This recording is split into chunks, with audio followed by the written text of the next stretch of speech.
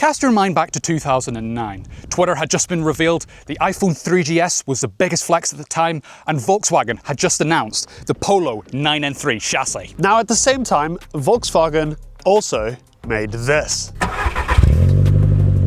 This is a Polo GTI, and on paper, it's rather simple. It's got a manual gearbox, it's got, well, 3 pedals, and a turbocharged 4-pot that goes really, really well.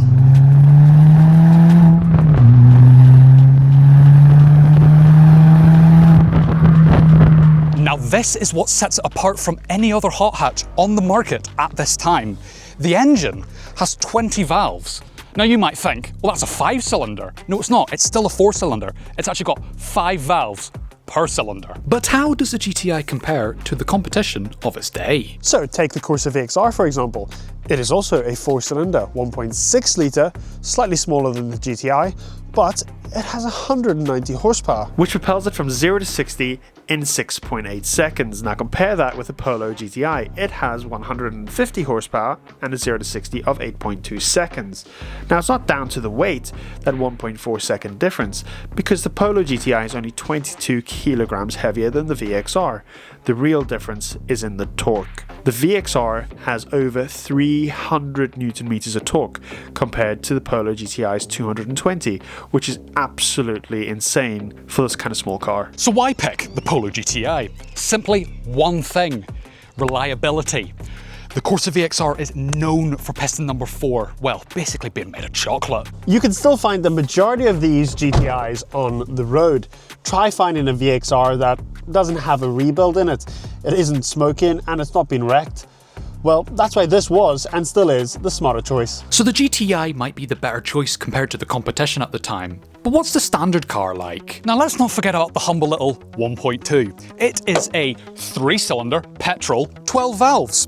No turbo, no drama, but it's got plenty of charm. The little 1.2 might only have, well, 68 horsepower. It's cheap all round. Cheap to insure, cheap to tax, cheap to fix if anything does go wrong. It's mostly just off-the-shelf Volkswagen parts. You can literally run this car on pocket change. So after careful inspection, what really separates these two?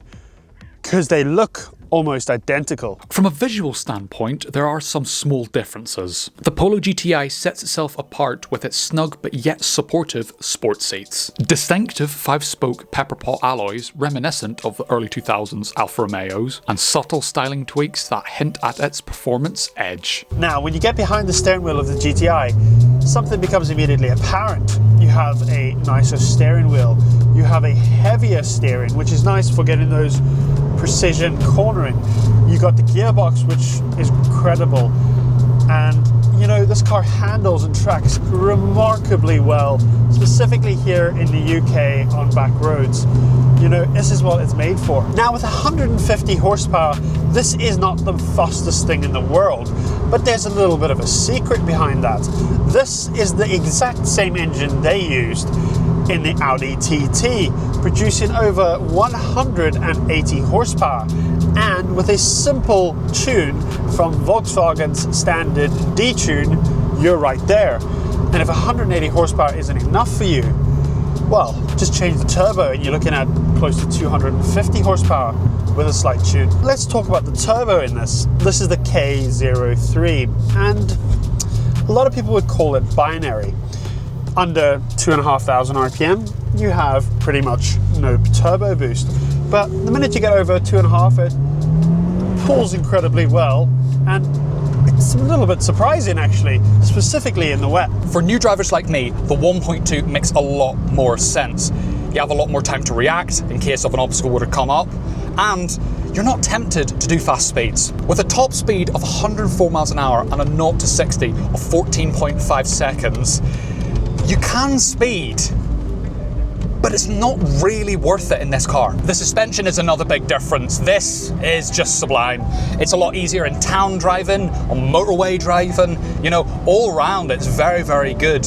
But at the same time, I am losing handling, but you know, I'm happy with that. I'm in more comfort. So a noticeable difference between this and the 1.2 is, well, the ride quality. It's a little stiffer, it's a little more aggressive. And that's because they have lowered it by 15 millimeters. So you get a little bit better ride quality, not quite as much in the comfort zone, as you can clearly see, but that makes this car incredibly aggressive when driving on country roads. Now, it does have quite a short wheelbase, which can make it a little bit fidgety when, you know, not in the best conditions ever. So the clutch on this GTI is considerably heavier than on the 1.2, but, you know, it makes it a more engaging and performance-based drive. You rarely enjoy that, but see, on the way to work or traffic, it's not ideal. But when you can hear this turbo and you can hear and just feel like you're in a race car, it just makes it all worth it. The 1.2 engine might not be exciting, but it is proven. This engine, as long as you service it well, it can take a beating. Now, mine's on 78,000 miles. I mean, that's not a lot, but in the Polo 993 community, I've seen ones with 130, 150, even 180,000 miles. I mean, that is a lot for a tiny 1.2 3-cylinder. I'm looking at you, Ford, with that EcoBoost wet timing belt disaster. So there you have it, the performance hot hatch and the dependable daily that'll get you from A to B in comfort and style. So the real question is, which one would you have? And don't forget to comment below which is your favorite. So yeah, guys, thank you so much for watching, and we'll see you in the next one. Bye-bye. Now, cast your mind back to 2009. Cast your mind back to 2009.